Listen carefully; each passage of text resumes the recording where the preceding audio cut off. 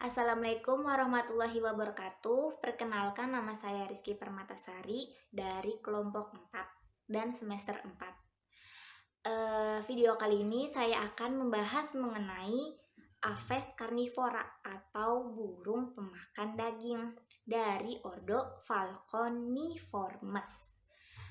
Selintas di pikiran kita kalau kita mendengar kata falcon itu pasti terlintas gambar elang. Tapi di sini saya tidak akan membahas elang. Contoh spesies di sini saya akan membahas mengenai alap-alap macan, genus Falco atau nama lengkapnya itu adalah Falcocephalus.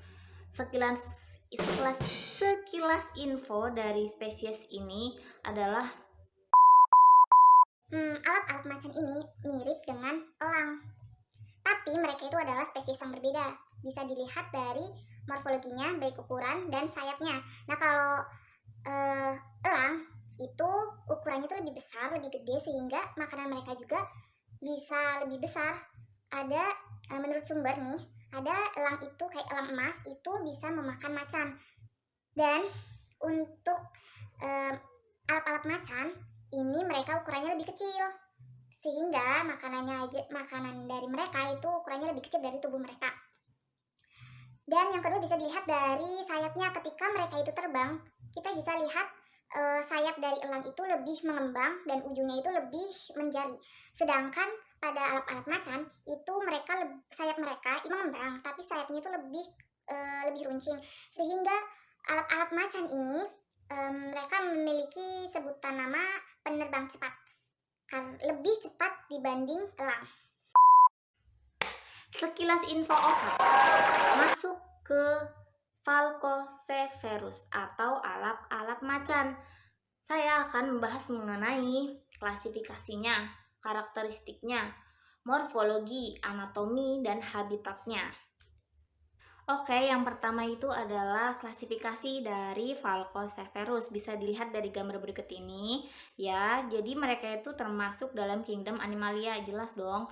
Dan mereka itu filumnya adalah Chordata, kelasnya adalah Aves, dan ordo mereka adalah Falconiformes.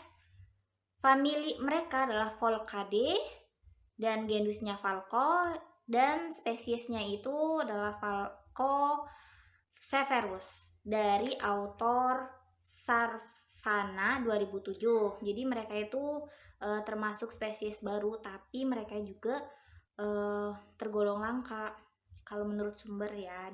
Dan kedua itu masuk ke karakteristik yang sudah saya bilang dari awal. Falcocephalus atau alap-alap macan ini merupakan penerbang cepat. Jadi dia itu gerakannya dalam penerbangan itu sangat cepat, tapi mereka itu punya keunikan tersendiri atau memiliki ciri khas.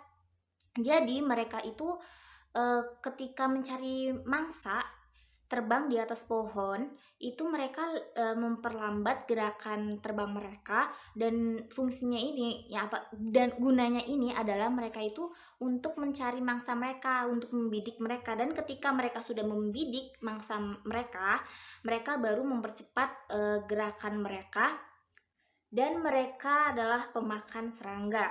Oke, masuk ke morfologi dari Falcocephalus atau ciri-ciri yang tampak dari luar dari alap-alap macan. Yang pertama adalah ukuran mereka. Ukuran mereka itu lebih kecil dari elang. Rata-ratanya itu adalah 25 cm. Sayapnya itu panjang dan meruncing. Warna bulunya adalah merah karat dan abu-abu atau hitam.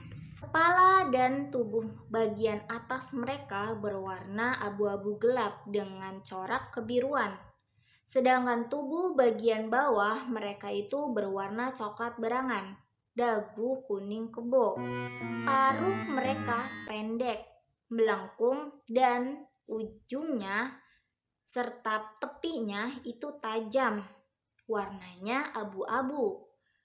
Kaki mereka mengekar, punya kuku yang kuat, cakarnya tajam dan runcing. Tujuannya ya mereka untuk cabik-cabik mangsanya dengan mudah. Oke, kelima itu masuk ke anatomi. Struktur bagian dalam dari Falcoseverus, seperti halnya kayak burung-burung lainnya, mereka itu sistem atau alat pernafasan mereka itu berupa paru-paru dan kantong udara sebagai penyerapan oksigen, dan alat pencernaan mereka dimulai dari mulut, terus masuk esofagus, tembolok, lambung, kelenjar, terus ampela, kemudian usus halus, kemudian usus besar, dan baru ke kloaka. Dan alat reproduksi mereka, bagi yang jantan, mereka itu punya testis sebagai penyimpan spermatozoa, sedangkan yang betina itu memiliki ovarium.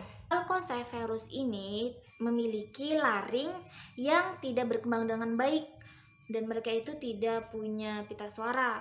Dan ketika mereka kayak kita misal mau bicara begini, mereka itu hanya punya ini string yang terdapat pada trakea, yaitu yang mengeluarkan suara-suara bunyi-bunyi nyaring pada burung.